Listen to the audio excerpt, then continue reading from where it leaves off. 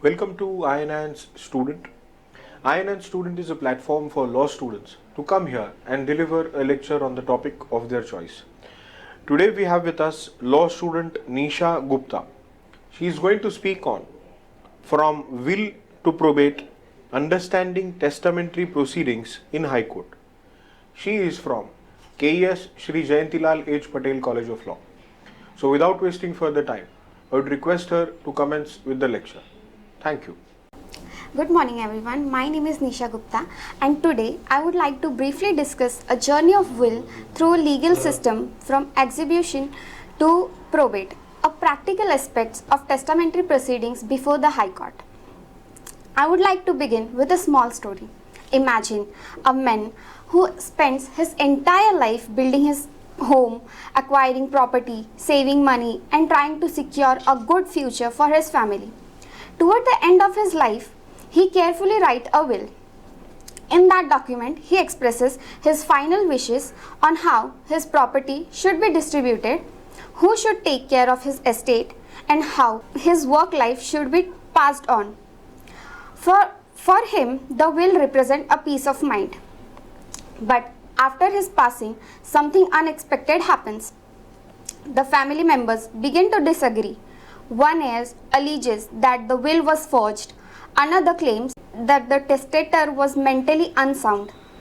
Someone else says the document was created under undue influence. So the document that was meant to bring clarity now becomes the center of conflict. At that moment, the will stops being merely a piece of paper. It becomes a matter of judicial determination, and the issues enter the testamentary jurisdiction of the court. A will, in legal term, is a declaration made by a person regarding the distribution of his or her property after the death. However, the mere existence of the will does not always settle matters. In certain jurisdictions, especially in presidency towns, the probate of will become necessary to establish its legal validity. A will is governed primarily by the provision of Indian Succession Act 1925, which lays down the legal requirement for making and executing a valid will. Under the law, certain essential conditions must be satisfied for a will to be valid.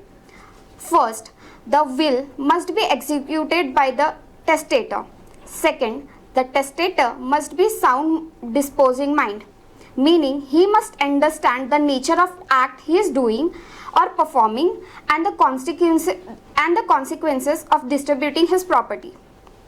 Third, the will must be attested by two or more witnesses as required under section 63 of this act. This requirement may appear simple in theory, but in practical they often become central issue of testamentary litigation.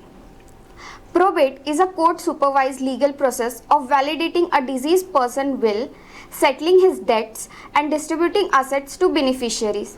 It confirms that the will was duly executed and authorized the executor to administer the estate of the deceased. The process generally begins with the filing of testamentary petition before the High Court or appropriate civil court. The petition typically includes the original will, the death certificate of the testator, details of the legal heirs, and the schedule of the assets forming the part of estate. The petition is filed by the executor or executors as mentioned in the will, and in the absence of executor, the legal heirs may file the petition, who may be or may not be a beneficiary in the will. Once the petition is filed, the court issues notice to next of kin and issues a citation in inviting objection from anyone who may wish to challenge the probate of the will.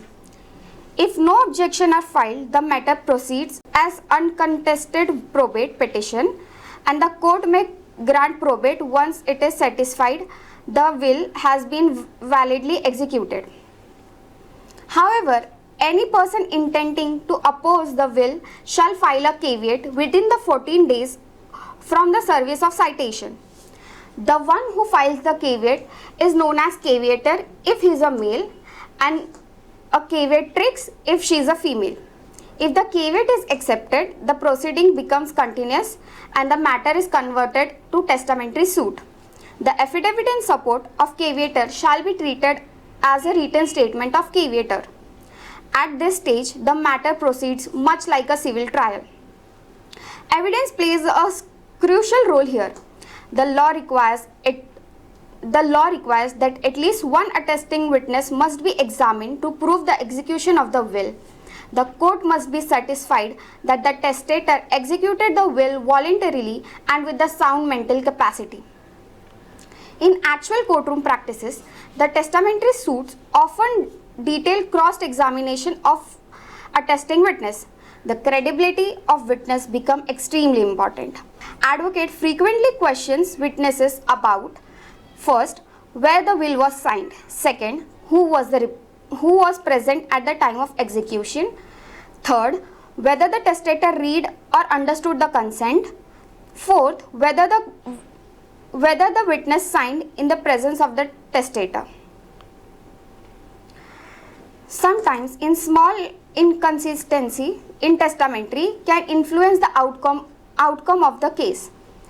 The Supreme Court has laid down important principles regarding proof of will, and one of the important landmark judgment is H. Venkatachala Iyengar versus B.N. Thamajama, 1958, SCC Online, SC 31.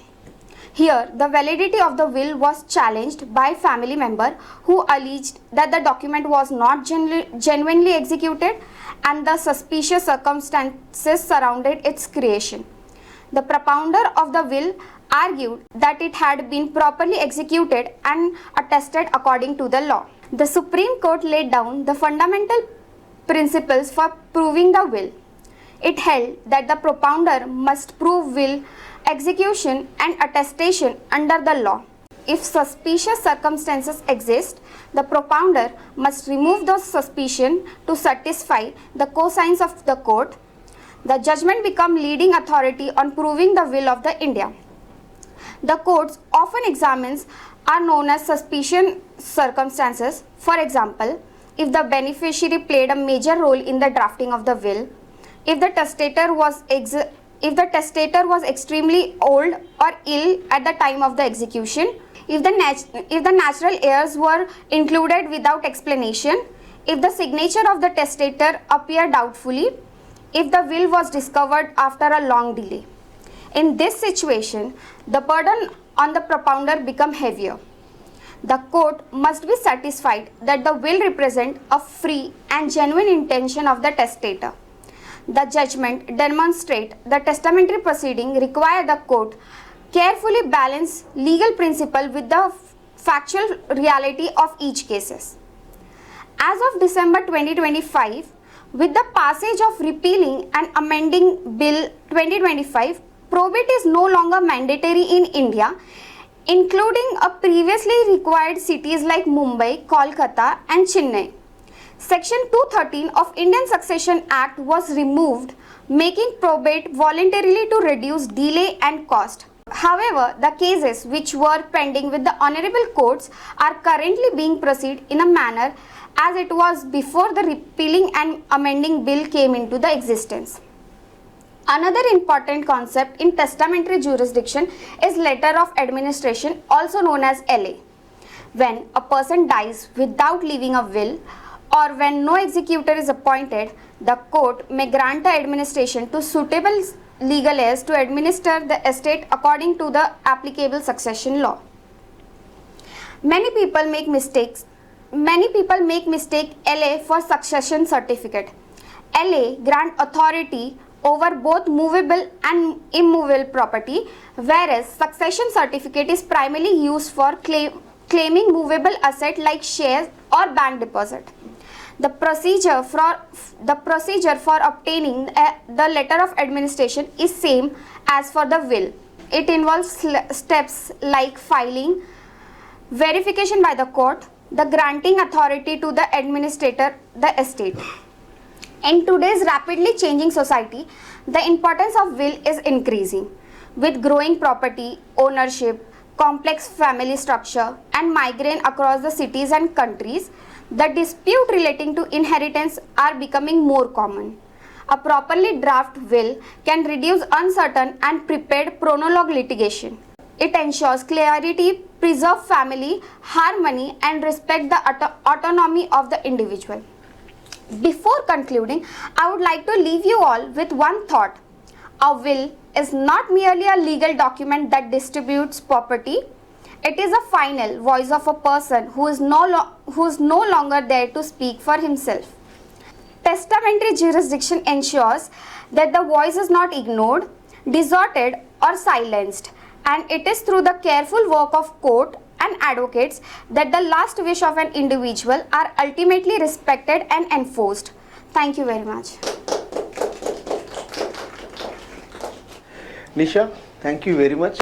It was a crisp and a nice presentation of the concept of will, the testamentary jurisdiction of Bombay High Court, and the latest amendments which are come. You had covered that also. Yes. So a small token from Hammurabi to you. Thank you, sir.